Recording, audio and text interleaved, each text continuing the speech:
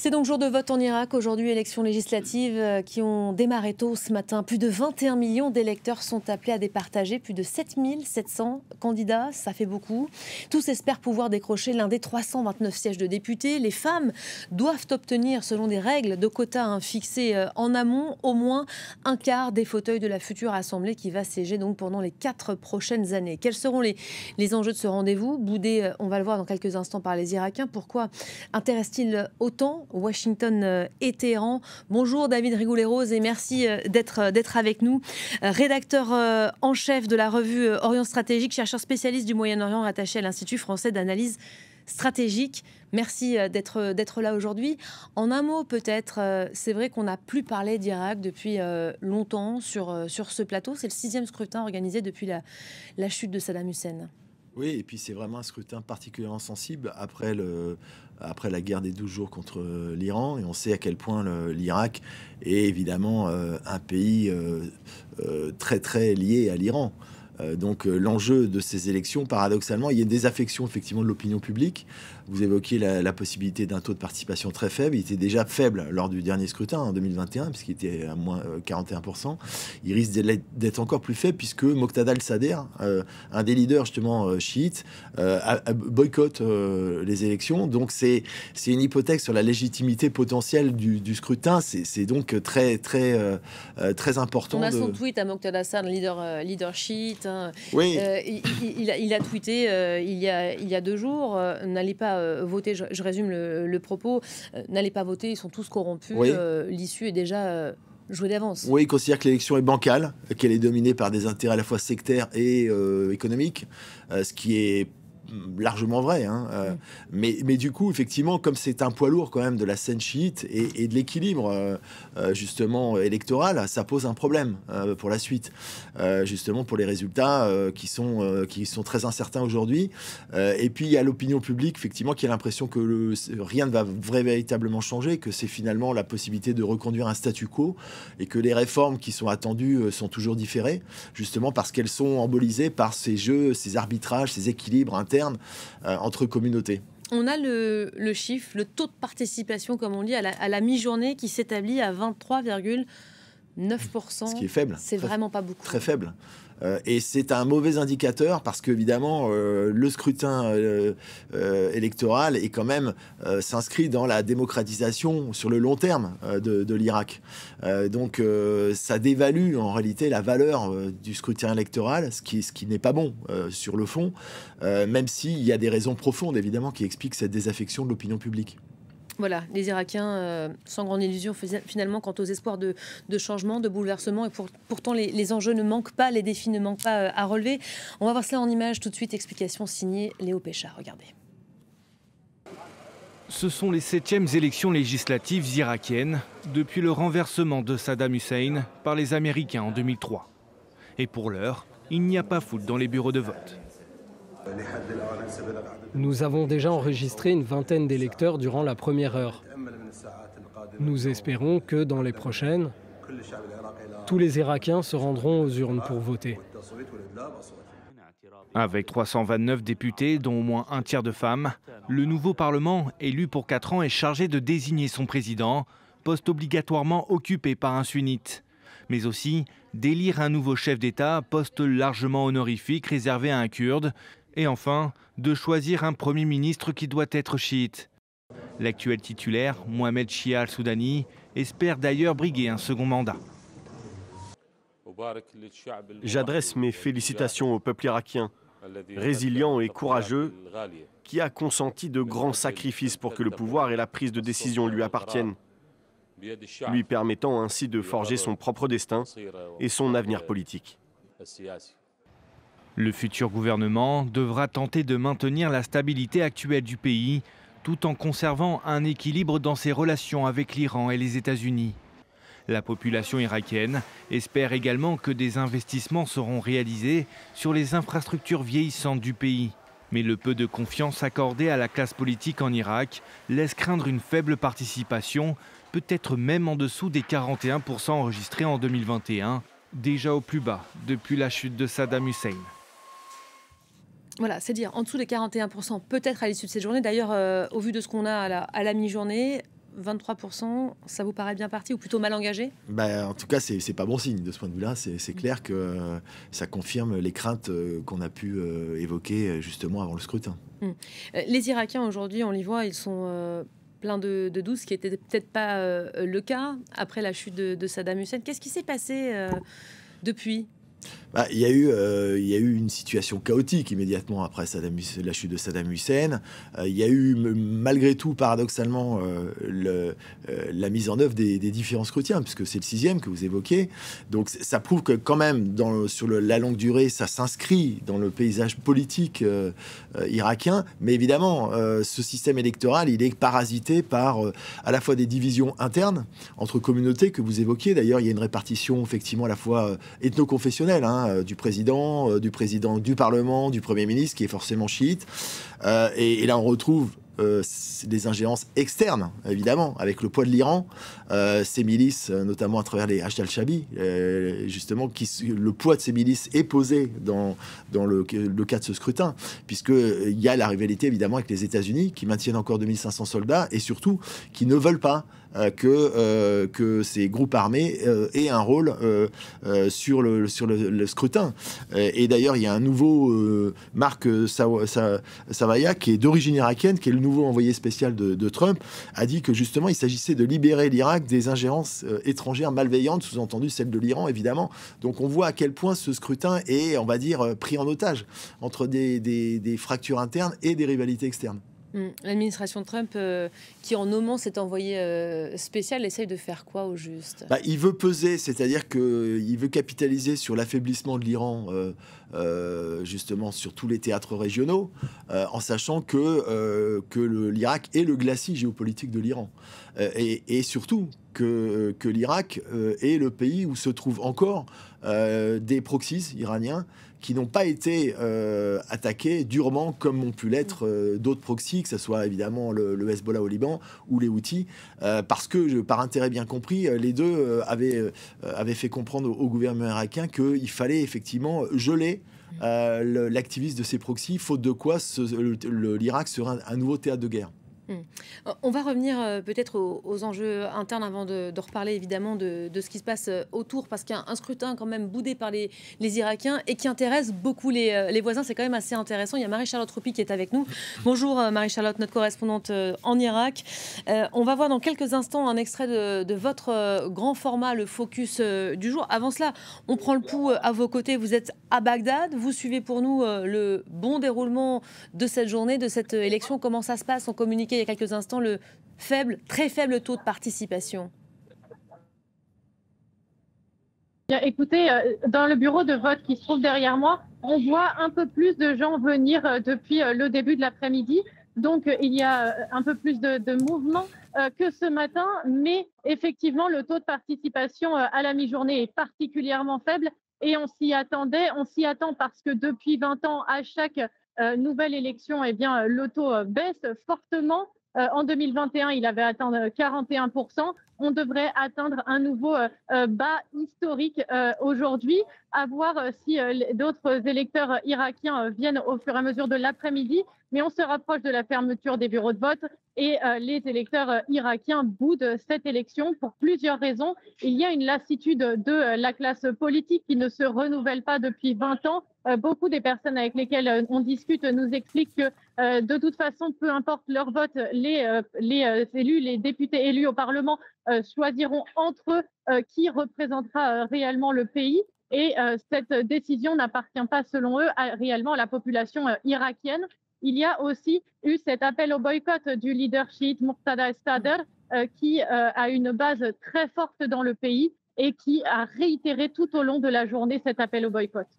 Alors restez avec nous Marie-Charlotte, parce qu'on va proposer à nos téléspectateurs, on vous a de nouveau à l'écran, on va leur proposer un extrait de votre grand format que j'évoquais à l'instant. Ça fait 3 ans depuis l'arrivée au pouvoir du gouvernement de Mohamed Chie al-Soudani. Après une grave crise politique, l'Irak vit l'une des périodes les plus calmes et stables de ces 20 dernières années. Le pays s'est tenu relativement éloigné des conflits régionaux, on va y revenir aussi, et priorité a été donnée au développement de projets urbains, économiques et culturels. Bagdad est en pleine métamorphose. Des travaux de rénovation d'un patrimoine historique et symbolique laissé à l'abandon avancent à grande vitesse, tout comme des ensembles d'immeubles grand standing. Mais ces changements semblent n'être qu'un coup de peinture sur des fissures profondes. C'est ce que vous nous racontez dans ce reportage. On en regarde tout de suite un extrait. À 5 km de là, l'ouest de la capitale irakienne voit apparaître de nouveaux ensembles résidentiels. Selon le ministère du Logement, plus de 3 millions d'habitations sont nécessaires à Bagdad. L'afflux constant de population venue des zones rurales, conjugué à une forte croissance démographique, a provoqué une grave pénurie. Le besoin en logement et la rareté de terrains urbains viabilisés ont conduit à la création de tels projets, mais ils présentent de nombreux inconvénients pour ces quartiers résidentiels, car les infrastructures, eau, électricité, assainissement et autres services sont tout affectés. Et ils posent également des problèmes sur le plan social, en raison du manque d'intégration entre les habitants des immeubles et ceux des maisons. Il existe un isolement social entre ces deux groupes.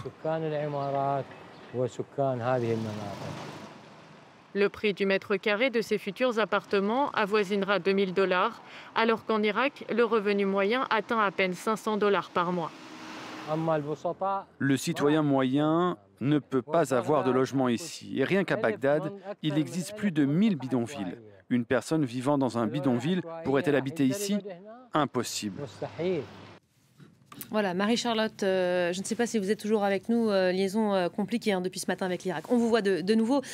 On comprend bien au travers, dans le biais de votre reportage, cette fracture qui se dessine en Irak aujourd'hui entre la volonté des autorités d'aller de l'avant et cette réalité que connaît la population.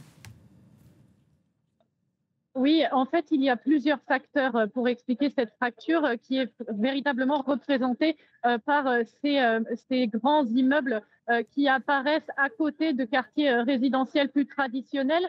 Il y a un facteur qui est notamment des années de négligence. Il y a énormément de travaux à mener sur les différentes infrastructures pour restructurer réellement l'approvisionnement en électricité, l'approvisionnement en eau, le traitement des eaux usées en Irak. Et donc, il y a des années de négligence à rattraper. Beaucoup des Irakiens que j'ai rencontrés en préparant ce reportage m'ont dit que le fait de voir ces ensembles naître dans Bagdad et certains projets d'ailleurs à destination de personnes ayant des moyens un peu plus faibles, mais en dehors de la capitale, donnent un certain espoir. On voit que l'Irak avance, que l'Irak est suffisamment stable pour avoir des investissements privés qui se font dans sa capitale. Mais les populations plus défavorisées ne voient pas encore les effets de cette stabilité et espèrent cependant que ça va contaminer, en tout cas se répandre dans toute la société irakienne. Mais on n'y est pas encore. Il y a un véritable décalage actuellement. Voilà, il y a cet réel espoir de pouvoir un jour profiter évidemment de cette capitalisation. Merci beaucoup Marie-Charlotte en direct donc de Bagdad, qu'on retrouvera un peu plus tard d'ailleurs pour voir si effectivement il y a un peu plus de monde qui se presse dans les bureaux de vote. Là c'est intéressant parce qu'on vient de dire beaucoup de choses. Il y a une volonté d'un côté, alors on dit un coup de pinceau, un coup de peinture pour masquer les gros problèmes, et en même temps il y a cette population qui continue de souffrir et qui se dit mais je ne vais jamais profiter de tout ça, je ne serai pas en mesure d'en profiter. C'est très intéressant d'abord parce que ça montre qu'il y a de l'argent. Potentiellement, il y a un capital financier, c'est la manne pétrolière. Et il y a des attentes de ruissellement, entre guillemets, comme on dit en économie, pour la population, mais qui ne se fait pas sentir. Et c'est la déconnexion, le caractère dysfonctionnel, qui est en partie lié au système de corruption généralisé, et qui effectivement, il n'y a pas de transparence, etc. Et paradoxalement, il y a des progrès quand même qui apparaissent, mais qui s'inscrivent pas dans une logique structurelle. Et c'est ça qui évidemment fait les frustrations de la population. Est-ce que vous diriez aujourd'hui que les Irakiens finalement sont en plein paradoxe parce que on boude un scrutin alors qu'il n'y a jamais eu autant d'enjeux finalement, autant de défis à relever. Voter, c'est important là, pour le coup. Oui, c'est presque un symptôme de maladie démocratique qu'on retrouve ailleurs, alors que c'est une très jeune démocratie par rapport à son passé. Mais ça explique en tout cas, ça montre le poids de l'opinion, enfin en tout cas de la population. Et les élites auraient intérêt à la prendre en compte. Déconnecter les élites, là aussi, parce que vous faites le parallèle avec d'autres démocraties. Oui, mais en tout cas, les élites, là, sont prises dans des enjeux qui les dépassent, à la fois intérieurs et du fait des ingérences extérieures. Donc, c'est une situation très particulière qu'il n'y a pas forcément ailleurs. Mais incontestablement, elles sont dépassées, parce que il y a eu un changement de monde, et puis il s'est passé 20 ans depuis la chute de Saddam Hussein. Et donc, la population, on dit, il y a un dynamisme démographique. Elle est jeune. Et les jeunes, ils ont des attentes qui manifestement ne sont pas satisfaites, d'où les frustrations et le danger de ne pas répondre à ces frustrations. Marie-Charlotte, elle aussi reprenait et témoignait de cet appel au boycott, on va peut-être l'appeler comme ça, lancé par Moqtada Assad, de dire n'y allez pas, ils sont tous corrompus. Il a une chance de faire écho auprès de la population, auprès de qui d'ailleurs? Il embarrasse notamment le bloc chiite, ce qu'on appelle le bloc chiite, notamment du Premier ministre, Mohamed Al-Sudani, qui est qualifié d'intendant en réalité. Justement, faute de mieux d'une certaine manière, il a géré dans une situation moins conflictuelle le pays, mais en même temps sans faire de réformes structurelles, sans régler les problèmes de fond, le poids des milices armées, la question de la corruption. Donc on est dans une phase très incertaine, entre deux eaux. Ça peut peser vraiment sur ce scrutin, cet appel à ne pas aller voter? Ça peut peser parce que, comme elle a été rappelée, la base sociale de Moqtada Al-Sadr est très, très importante. Et il peut se créditer, en plus il a un statut de Sayed au niveau religieux, et il peut se créditer effectivement d'avoir depuis longtemps critiqué le système de corruption généralisée. Donc il risque de faire écho auprès de cette population. On entend aussi beaucoup dire, les Irakiens, il y a 7700 candidats. Pas de jeunes, la jeunesse n'est absolument pas représentée. 7744 candidats. C'est considérable quand même, il faut expliquer le chiffre. 7700 candidats pour une élection comme celle-ci. Pour 329 sièges, donc c'est un système assez complexe électoral, parce que justement il y a un problème de répartition. Vous avez évoqué le quota réservé aux femmes, 25%. Il y a 9 sièges qui sont réservés aux minorités. Chrétiennes et kurdes, yézidis, etc. Enfin, oui, yézidis, etc. Et donc, c'est très complexe, mais effectivement, on va dire la dimension visuelle des élus potentiels n'est pas le reflet de la population, incontestablement, et notamment de cette population jeune. Ce qui peut expliquer aussi ce faible taux de participation annoncé. On parlait des voisins, on va y revenir parce qu'évidemment ça fait partie des grands enjeux. Les Irakiens qui ont du mal à se mobiliser pour ce scrutin, malgré tout important pour eux. Les proches alliés de l'Irak, l'Iran, les États-Unis, eux regardent attentivement ce qui va se passer à l'issue de cette journée. Qui redoute quoi au juste? Très attentivement, d'abord pour l'Iran, parce que j'évoquais le fait que géopolitiquement c'est le glacis. Dans la projection géopolitique de l'Iran. C'est le voisin direct, en même temps. Pardon? C'est le voisin direct. C'est le voisin direct, avec une population chiite majoritaire. Un grand pays arabe, mais majoritairement chiite. Donc évidemment, pour l'Iran, l'enjeu est capital. Il est d'autant plus qu'il y a un affaiblissement de ses proxys régionaux, les autres. Et donc, il ménage, il veut capitaliser sur ce qui reste effectivement de ce qu'on a appelé l'axe de la dite résistance, Mukawama, dont font partie les Hashd al-Shabi, c'est-à-dire les groupes armés pro-iraniens, notamment des groupes comme Kataib el-Hezbollah, etc., et dont le poids sur le système politique, évidemment, est omniprésent. C'est bien ça qui gêne les Américains et qui voudraient justement dévaluer ce poids en les inscrivant dans une logique d'inclusion politique et de désarmement. On retrouve les mêmes paramètres qu'au Liban, avec le Hezbollah, toutes choses égales par ailleurs. Et donc la tension entre les deux parrains rivaux sur un même pays se fait sentir évidemment dans les enjeux électoraux actuels. Comment fait l'Irak dans cet entre-deux? L'Irak a une position, notamment son Premier ministre que j'évoquais, l'intendant, a une position d'équilibriste. Il est obligé de ménager les deux. pour des raisons évidentes avec l'Iran, parce qu'il y a une proximité à la fois historique, confessionnelle, politique, mais avec les Américains aussi, parce qu'il y a la question des sanctions qui pèsent indirectement sur l'Irak, dès lors que, notamment le pétrole, il y a du trafic pétrolier qui est utilisé au profit de l'Iran en contrebande. Et donc, il y a des relations très complexes qui se jouent entre les trois partenaires. Et on l'a vu notamment avec la question des groupes armés, puisque le Premier ministre a fait en sorte qu'il n'y ait pas d'engagement proactif de ces groupes armés en solidarité avec les autres, que ce soit les Houthis, le Hezbollah, au moment effectivement de la confrontation avec Israël. Est-ce qu'on sait justement quels ont été les mots et les arguments, surtout pour les convaincre de rester à distance? Du côté israélien, c'est si vous vous engagez, l'Irak sera bombardé. Le message a été passé au Premier ministre, qui l'a transmis à Téhéran. Et donc, chacun a évalué la situation pour que le statu quo perdure tel qu'il est aujourd'hui.